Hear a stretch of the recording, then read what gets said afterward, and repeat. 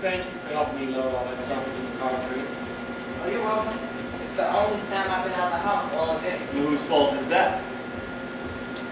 He's uncharacteristically quiet today. Still in the doghouse. Well, he's going to be living in the doghouse for a while. Well, I hate to see it so miserable. But I guess you're right. 11 o'clock on a school night. Ain't nothing open then but legs.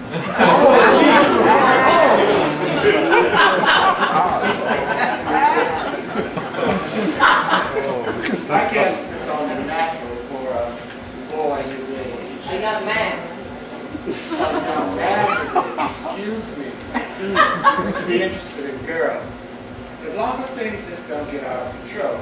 You already got one grandchild on the way, but you know how those teenage hormones can get all out of control and get kids in trouble. It's all that backed up nature. It's not that backed up, which is why I had to start making him wash his own sheets in crusty drawers. Yeah, I don't believe you. No, you didn't go there. And I'm not going there. That's why if he's enjoying his dreams that much, he can enjoy doing his own laundry. That's messed up.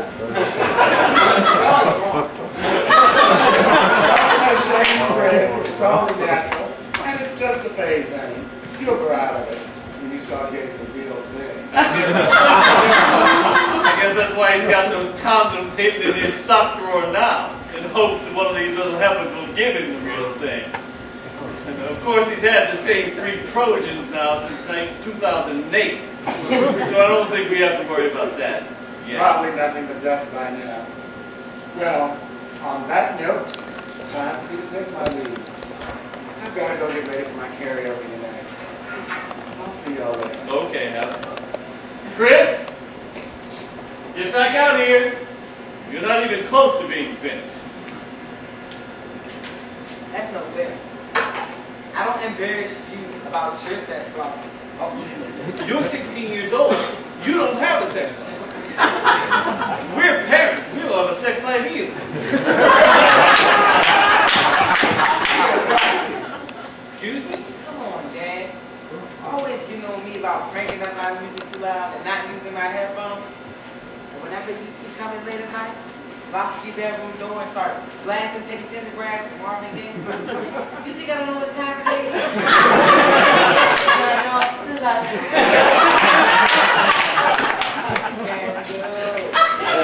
Especially when you sleep in the next morning and he's cooking and grinning all day.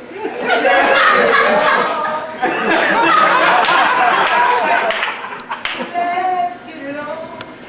How do you think you know exactly when to get you guys up to the mark? I would love to see you apply some of this keen insight and analytical thought to your geometry. Sure, go ahead, change the subject. I just did. Take your meds. Yes, Mom.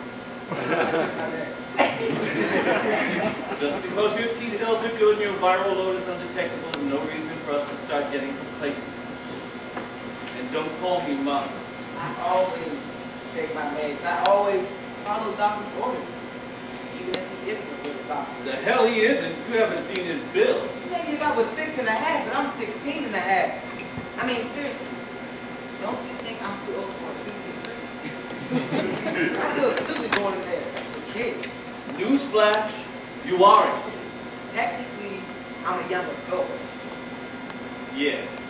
Wearing SpongeBob SquarePants boxes at this very minute. Right? Right? Hey, clothes don't make the man, okay?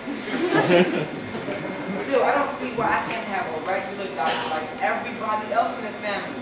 I feel like some kind of pervert talking about STDs and birth control with a bunch of little kids waiting outside the waiting room. And he still offers me a lollipop when I leave. And you still take it.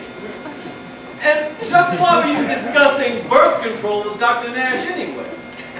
I guess he wanted some advice on dealing with the honey.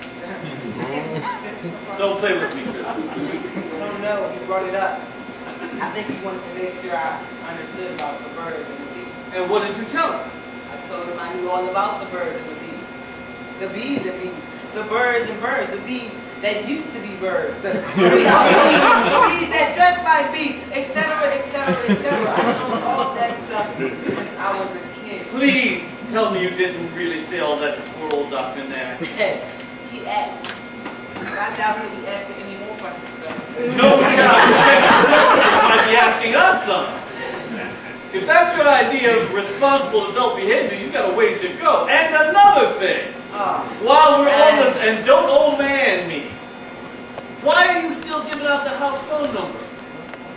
Didn't I already tell you about that? No, I'm serious. You don't have a cell phone, that's what it's for. I know, but these females be blowing up my phone all the time. Then when I go over my minutes, you and Dad jump on my back. Still, I already told you I'm not trying to have these little fast-tailed girls calling this house at all hours of the night and disrespecting me and your father. Half of them don't have any home training. Now, so far, I've been nice, but I'm beginning to see I'm going to have to hurt somebody's feelings. And you know I can. And will. Man, I'm not trying to hang on the phone talking to half those chicken heads nowhere. Anyway. And if you don't want to talk to them, don't give them your number. They be sweating me. Like they cursed or something. And you don't know how to say no. No.